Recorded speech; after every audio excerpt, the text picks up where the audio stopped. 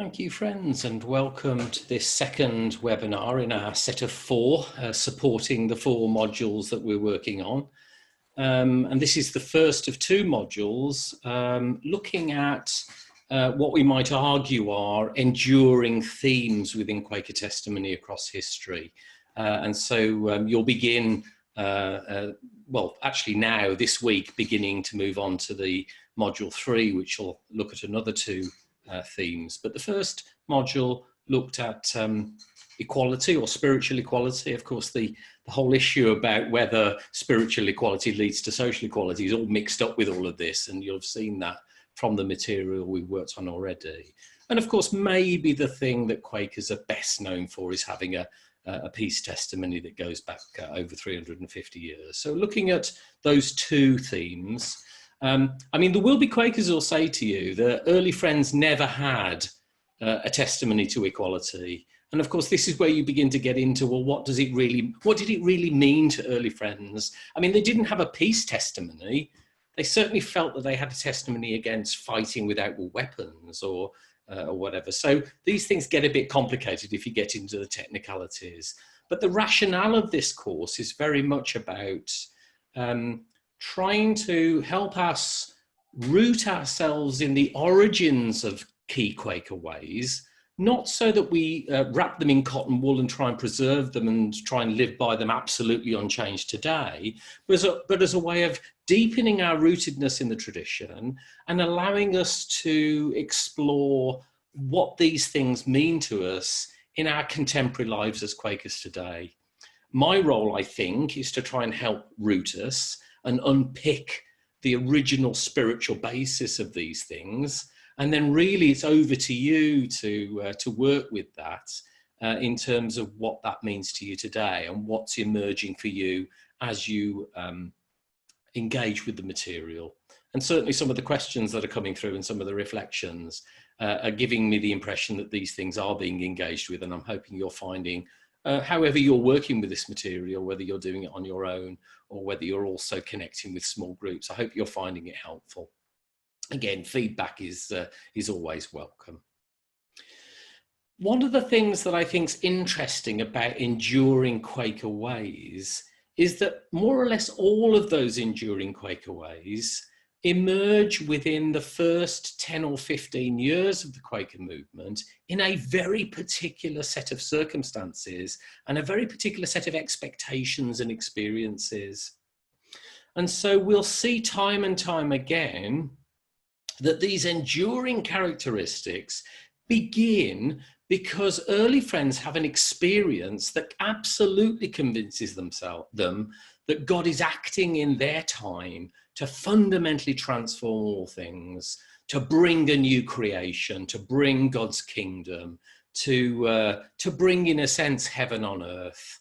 And so when we look at both equality and peace, what we see is that, in a sense, you can't disconnect what early friends found to be true in those two themes unless you root it in this, to use a technical term, I suppose, an eschatological experience, an experience of a feeling you're caught up in something completely new.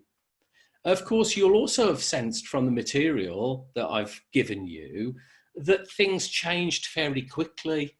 And although the fundamental principles remained, they tended to change for lots of reasons, but one really key reason is that the expected transformation of all things didn't happen, and Quakers had to find a way to survive in a world as it was rather than the way they wanted it to be or expected it to be.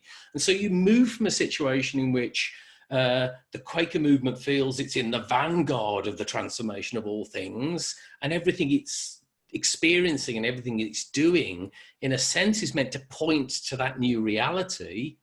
But then by the mid-17th century, towards the end of the 17th century, it becomes much more about how do we survive and protect our peculiarities. And that inevitably changes how Quakers understand and act on these ways. And we'll have seen that in both of these themes.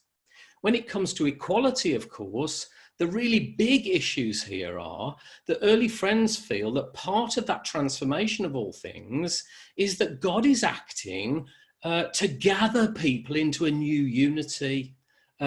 The fallenness and the world gone wrong and sin and darkness and all the rest of it had led to fragmentation, had led to division. And so when it comes to equality, early friends felt that the divisions in human culture, whether it's between social classes, between men and women, between cultures and religions, for them, that wasn't ordained by God. That was a product of something having gone wrong. Humans turning away from God, turning to their own separateness, it led to fragmentation and division. But the experience was we are being gathered back into a unity. And that unity is based on a couple of really key things. The first is the idea that the Spirit has been poured out on all flesh. Everyone has access to God's Spirit. Not everybody turns to it, and some hold it in prison, but it's there and available to everyone. And therefore, an inward, direct, intimate relationship with God in spirit is now possible. So that's Pentecost, is that kind of pouring out of the Spirit. A new covenant is this promise of this new, direct, inward relationship.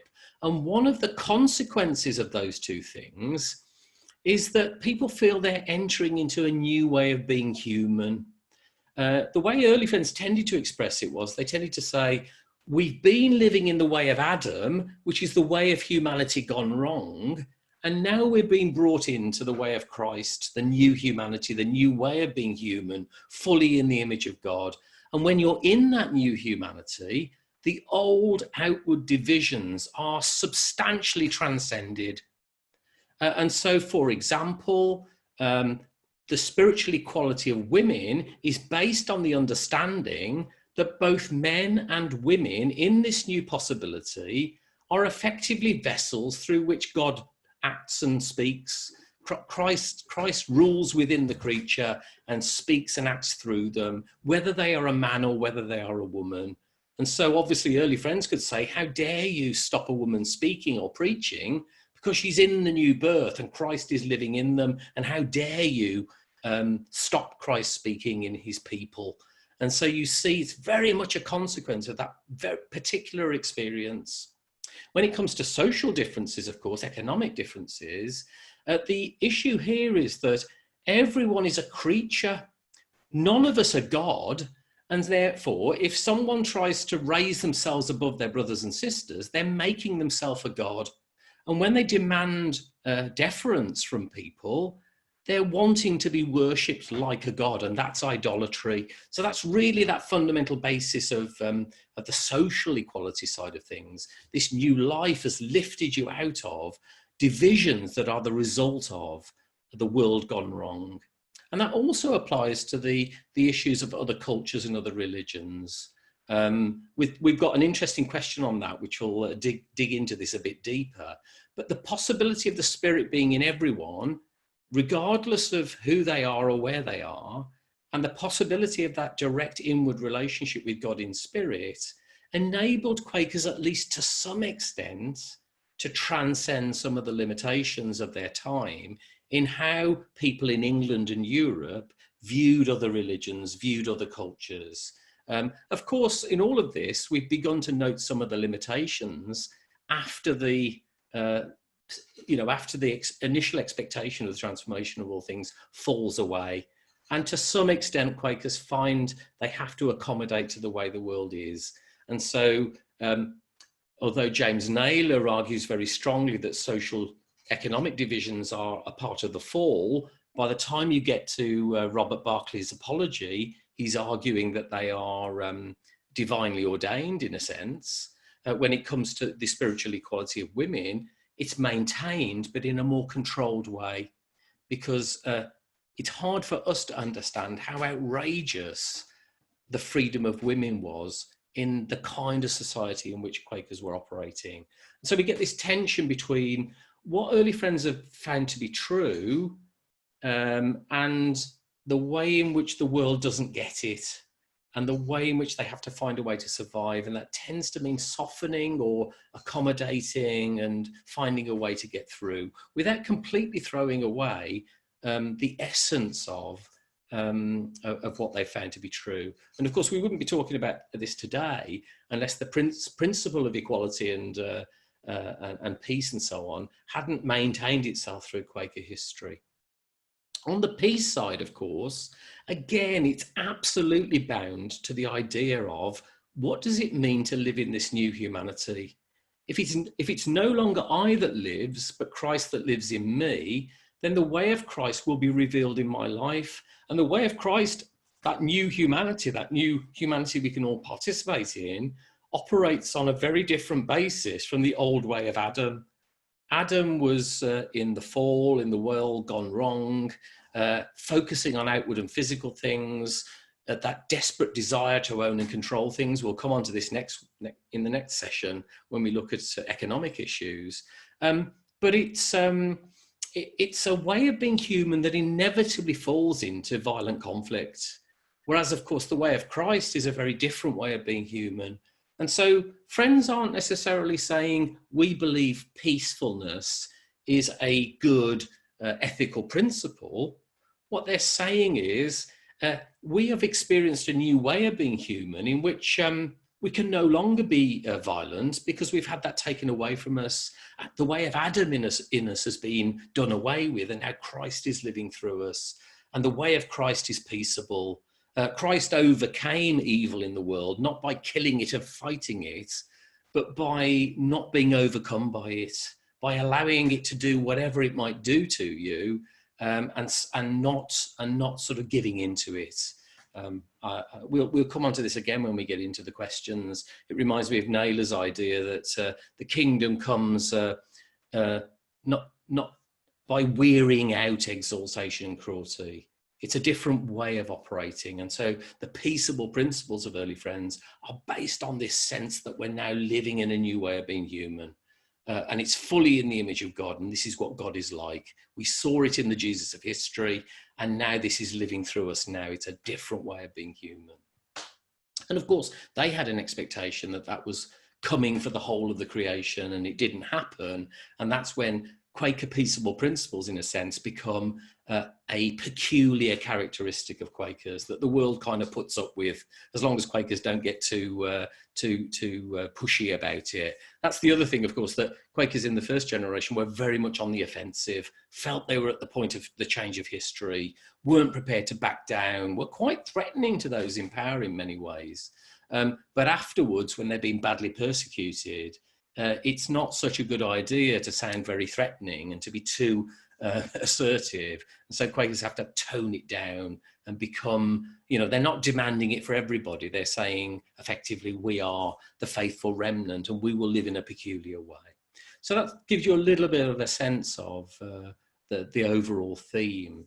And of course, there's a major dispute that's been going on amongst scholars in recent years, well, over the last 30 or 40 years, as to whether the first generation of Friends were really non-violent, or whether effectively the peace testimonies of 1660 were a political expediency, a sort of a selling out and so on. And I think the answer to that is quite complicated, and we'll maybe just touch on that when we get into the questions. So let's just, I'll share my screen now and we'll have a look at some of the things that have come through over the last week or two that we might have a look at. I've started with a rather general point, but an essential one that I got from Mary Woodward. And that is this whole thing, Mary said, the original message, this entire surrendering ourselves to God's will, whatever the consequences. So Mary's saying there's this sense that Quakers, the original message about giving over your own will gets lost when Quakers try to accommodate themselves to the world and make themselves less of an object of persecution. And of course, that's true of the time, but it reminded me of one of the key things about struggling with the whole issue of Quaker testimony. And that is, in a sense, for all of us, how far are we prepared to go in being true to what we found, what we really believe is the right way in our hearts, when that can lead us into very difficult circumstances?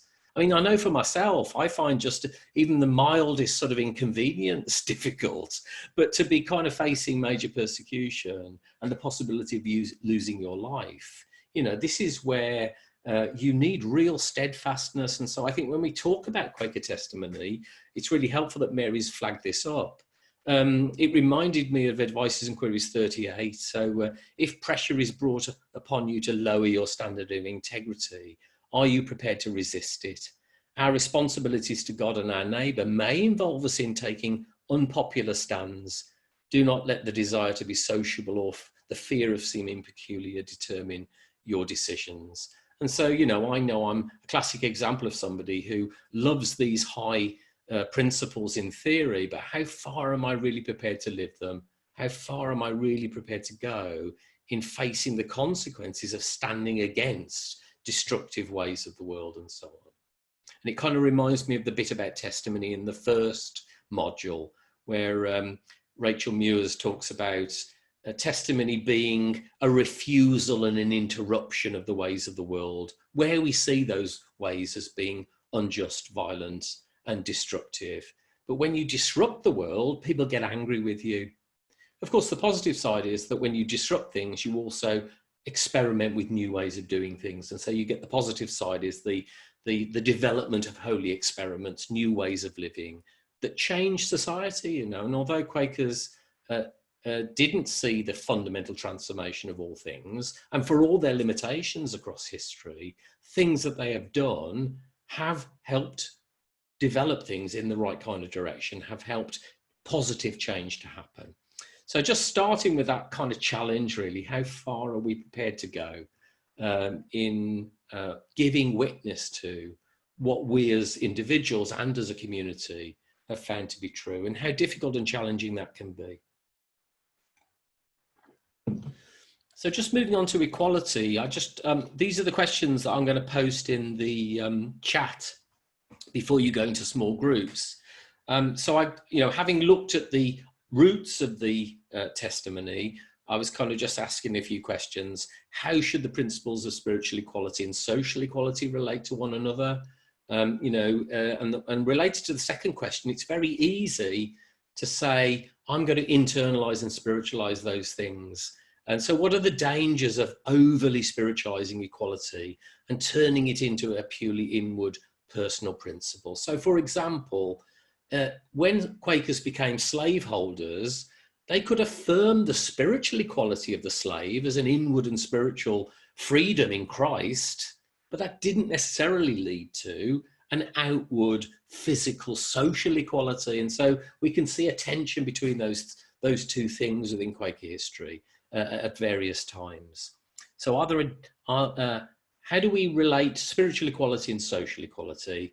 And what are the dangers of over-spiritualizing our commitment to equality and separating it from the really tough outward work? How are we being called to witness to the subversive leveling power of the Spirit today? Obviously, that's something for us to share within our own communities and groups now. And how is our witness limited by our own social status and the influences of the wider culture? So we're back into Advice and Query 38 again, about what limits us really being true to what we found to be the right way. And then finally, that really tough, that lovely sounding question, but really tough one when you face it. What does love require of us? And sometimes love requires of us to do things that may make our lives quite difficult, make us quite unpopular. I'm just thinking about the whole furore at the moment about so-called migrants crossing the channel, and how that is, how that generates great anger about these people. And what does love require of us when we see desperate people fleeing terrible circumstances?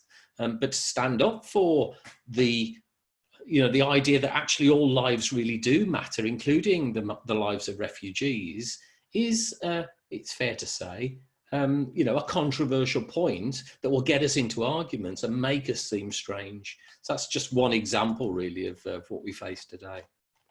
So I'm just going to flick just very quickly through the key points of some of the questions that have been submitted, but I will circulate this document as a written record. So Alistair, first of all, picks up on this point about initially women got together to raise funds for travelling ministers and so on. And then later, obviously, the separate women's business meetings have a very specific focus. And it's true that women and men did separate things right up actually until the late 19th century. So women and men controlled the yearly meeting and the meeting for sufferings and all the rest of it as a separate, the public stuff was the men's stuff. The women tended to deal with the more private stuff. And so that's a very typical male-female kind of division within a patriarchal society. And so in a sense, what Alistair's talking about is this a typical example of what he calls diversionary approaches? So I guess what you're getting at there, Alistair, is the way in which you maybe organise yourself in a way that tones down the rougher edges and the more challenging aspects of Quaker witness. It's certainly true that in the 17th century, it seems to me that separate women's business meetings did manage women's spiritual equality by focusing it on things that were appropriately feminine, more in the private sphere than in the public, although it's more complicated than that. And that must have been about managing some of the ways in which women's spiritual equality was so contentious and outrageous within 17th century English society. So my answer very briefly here is that there's lots of examples where Quakers have found themselves in that sort of situation, where they've had to carefully manage aspects of their witness and testimony. And what we see with women's business meetings is what would today be called a complementarian approach. So early friends are asserting the spiritual equality of men and women, but they're saying that women and men have different gifts and different attributes, and therefore will be led to do different things. And so it's better than completely kind of demonizing women and keeping them out of everything, but it also has a limitation to it. It's not real equality. It's about, not necessarily, because it depends on the extent to which the things that women are allowed to do are of equal significance and status as the things that men do. So I think the separate women's business means very much a complementarian approach. Obviously, that's something that dominates the Quaker structures up until the end of the 19th century. And through the 20th century, we get the development within modern liberal Quakerism of a commitment to equality that's much more about maintaining equality at both the spiritual and the social levels. But we see time and time again difficult issues. The social class profile of leading Quakers means that at various points in history, when working class people have come into the Quaker community, it's often caused tensions, and working class Quakers were sometimes encouraged to have separate meetings that may not have been unprogrammed. The assumption would be that those people would feel more comfortable with a more traditional form of worship and so on. And then in the American context, we know that although Quakers were involved very strongly in the abolition of slavery, when African-American Quakers joined the movement or wanted to join the movement, the Quaker community was quite uncomfortable about that. And I've just referenced the book that Donna McDaniel and Vanessa Julie published a few years ago, Fit for Freedom, but Not for Friendship. And just to finish on that one, Kathy Bell, who did a Eva Cox Scholarship this time last year, has looked at when Quakers got it wrong. And I'll be working with her on a course towards the latter part of this year, looking in particular at how that has affected how Quakers have worked with issues of race and class. So I think adapting your ways to maintain your principles, but also do it in a way that doesn't wind the wider society up too much has a very strong dynamic to it. And of course, it fits with that tension between being true to a position and how far are you prepared to go in upsetting those around you. It's a difficult one, and there's no easy answers to it. I've also just mentioned that corporate discernment is often seen to have been a wholly positive thing. You know, Quakers order themselves, they have proper ways of deciding what to do. And of course, that was good because it meant they didn't make fools of themselves like they'd done in the first generation. But we also need to remember that corporate discernment tends to have a conservative dynamic to it. The group tends to, you know, push down the more radical voices. And we see, for example, individuals getting disowned because they were pressing too hard on the abolition of slavery when leading Quakers were slaveholders. So that there's a whole raft of issues around that one. Then Alistair, this is Alistair Reid, by the way, asked some questions about Islam, and this. So effectively, what Alistair's getting at here is, on the one hand, we seem to get this very enlightened attitude to people of other faiths, but at the same time, Quakers are highly sectarian. We are the only true church. Everyone else has got it wrong. And how does that work? And so what I would say there, I mean, they were rabidly anti-Catholic. You know, that was part of the culture of 17th century England. I think the key distinction here is between institution and corporate things, whole religions, ways of doing things, and the principle of an individual. And so Quakers were very clear that all other Christian groups were wrong. All other religions were essentially wrong: Judaism, Islam, other, you know, paganism, all those other religions, because Quakers had found the one true way. However, because the Holy Spirit had been poured out on all flesh, because it was possible for anyone to have that direct inward relationship with God in spirit, they weren't prepared to deny the possibility of individuals in other churches and in other religions, in other cultures. They weren't prepared to deny the possibility of those people being in right relationship with God. And that's very much what is meant by the ecclesia spiritualis, so the church spiritual, the invisible church of people who are in right relationship with God in an inward and spiritual experience. So all other religions are wrong and we are right, but all individuals have this possibility. And although somebody might be a Jew or a Muslim or in another church or in another culture that's never heard of the Bible or Jesus or Quakers or whatever, at least in principle, they might be in right relationship with God. They may have turned to that spirit within them and allowed it to work within them and brought them into that new relationship.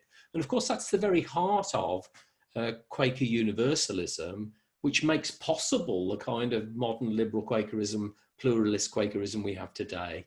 That sense of everyone having the spirit. And it's not so much what name you give it, but whether you allow it to do its work. So there's a whole set of issues there. I just mentioned Mary Fisher because, of course, Alistair refers to the Sultan, to the sort of the head of the Ottoman Empire. And we get a good example of that. So Mary Fisher talks about the Turk being very near to the truth. So it's not that they are right necessarily, but she believes that they will be brought into this new gathering. They may be wrong at the moment, but this is where this conviction that all things are being transformed and we're part of it led to the sense that we can't sort of give up on anyone, because everyone has this possibility and this is God's work and God will gather people in. And why not the Turk? That was the word that was used in Europe at the time to describe Muslims. So that's quite an interesting issue. Then there's just I won't talk very much about this because it's slightly peripheral to the core theme, but Alistair's also talking about usury and so on. It's actually probably more relevant to the economic session next week. What I would say is that I can't find anything in early Quaker writings that suggests a very strong testimony against lending money at interest and so on.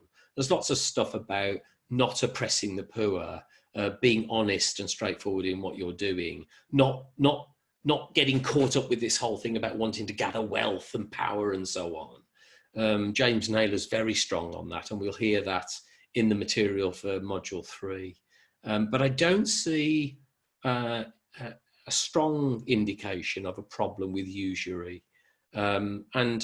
Justin Meggitt, whose book I talk about in the presentation on early Quaker engagements with Islam, it's a fairly small book, and he hasn't got a lot of scope to go into things. So he certainly doesn't address finance and lending, although he's got loads of material apparently, and he may publish more on that in the future. And there may be some stuff on that. So those were some of the questions and reflections that were sent to me around the equality issue. On the peace side then, just to very quickly review the questions. So what is the relationship between peace as an apocalyptic conviction and peace as a universal ethical principle? So there's this tension between how early friends understood it as being a product of the transformation of all things, their sense of being the people of God living in a new way, but that new way is coming. The ways of the kingdoms of the world are dying, and the way of the kingdom of God is coming, and God's people fight an inward spiritual battle, not an outward physical one. So that tension between the way it was originally understood in the roots of our tradition and the way we might understand it today as a more general ethical principle. Obviously, there's the whole question about how we feel about the variable responses of Quakers over time. You know, the First World War was a real test of British Quakerism. It had got quite comfortable with the establishment in England at the time, and then suddenly got itself into a place where it was going to be inevitably going to be in conflict, particularly after the introduction of conscription in 1916. And of course, we see individual Quaker men at that time going 3 different ways. Some signed up and fought in the war. Some took a middle position in looking for alternative service. And some took a more absolute position and wouldn't have anything to do with it and were prepared to accept prison.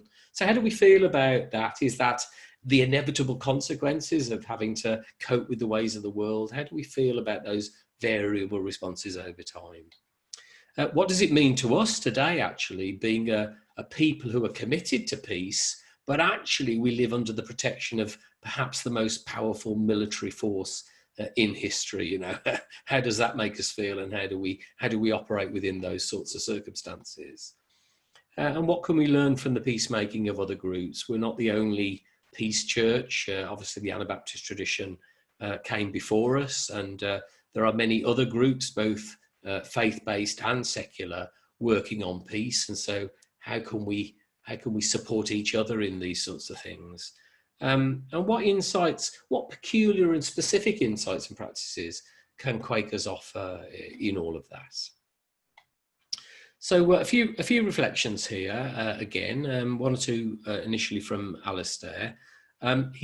Alistair Reid highlights a very interesting issue, which is that on the one hand, Quakers seem to say, we are God's people, Christ rules within us, Christ has commanded us not to fight, that is the nature of life in the new birth. But on the other hand, they seem quite happy with the idea of government using force in all sorts of ways. And so how does that work out? And I think my answer to that is that they simply accepted that there were 2 kingdoms. There were kingdoms of the world, and there was God's kingdom. The way of God's kingdom was peaceable, and that's what was coming, and Quakers felt they were part of that. The ways of earthly kingdoms were temporary and dying out. But the earthly kingdoms and earthly government was about controlling evil in the context of a world gone wrong. And early Quakers were very clear that God ordained government to keep evil under control and to protect good people whilst the world is as it is. And so Quakers felt that God might work through 2 very different ways. Primarily, God will work through God's people in a non-violent Lamb's War, but God might also act through the violent powers of the world as well. And it's because of this tension between those 2 that some people have argued that early Quakers weren't really essentially pacifist. And of course, it is complicated, but what they feel is the old outward violent ways of the world are dying, and the new peaceable way of God's kingdom is coming, and they're part of that. But until that really happens, governments legitimately will control evil, and they will use force because that's what they've been ordained to do.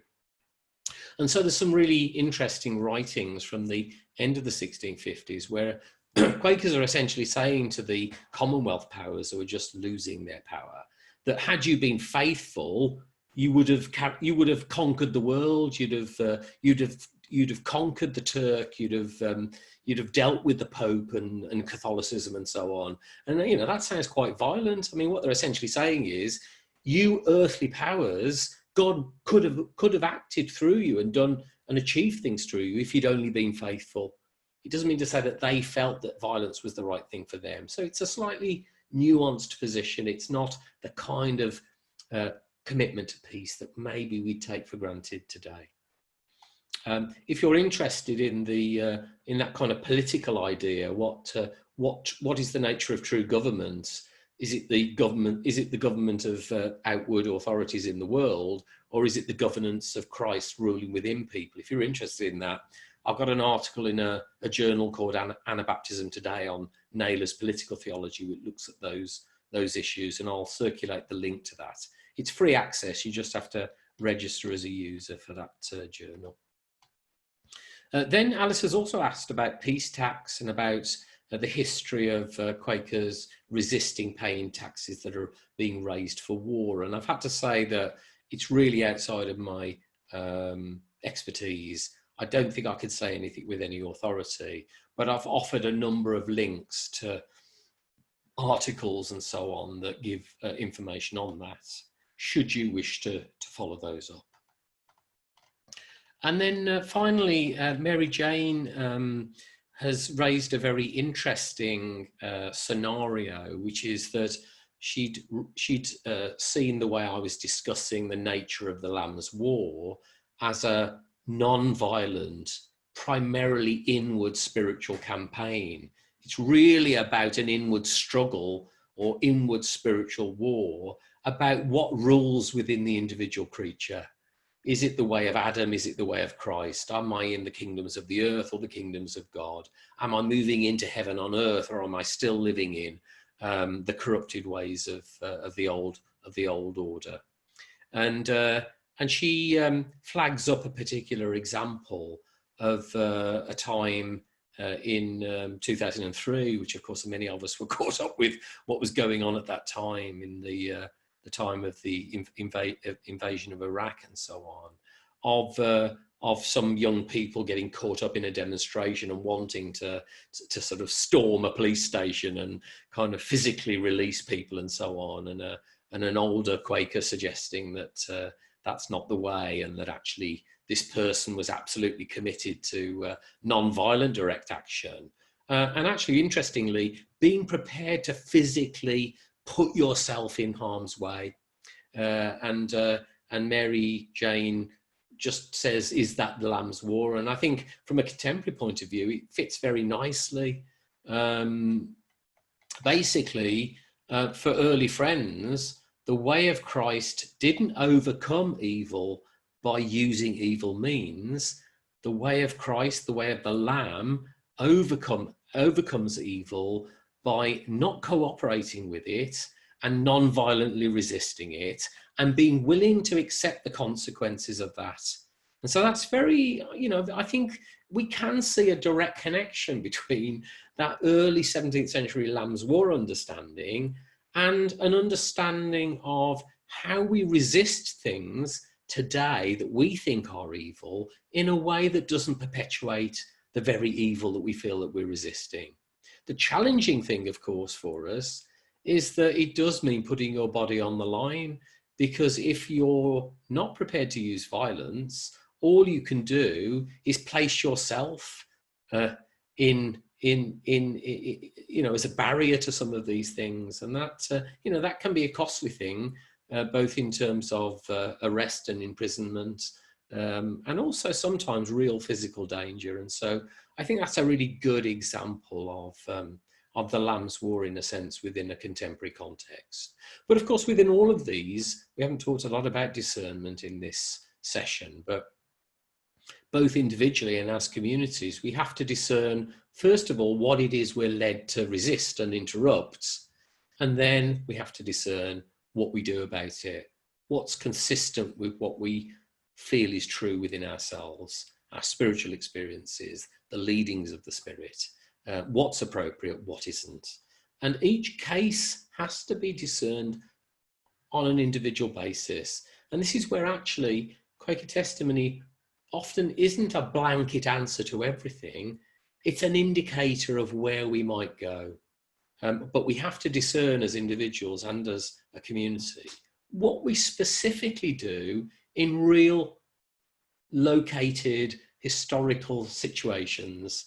We can't simply say, well, what did Quakers do in 1916? Or what did Quakers do in 1660? We can use those as a guide to our orientation, but we have to do our own discernment as individuals, as in a community, based on the specific circumstances that we find ourselves in.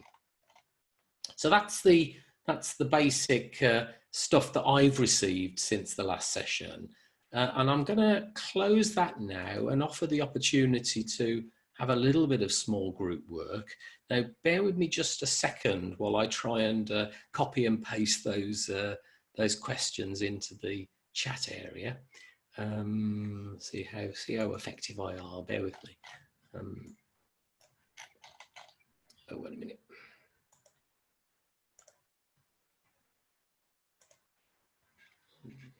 Oh, that's it. I'm just going to cut and paste. So here's the equality questions.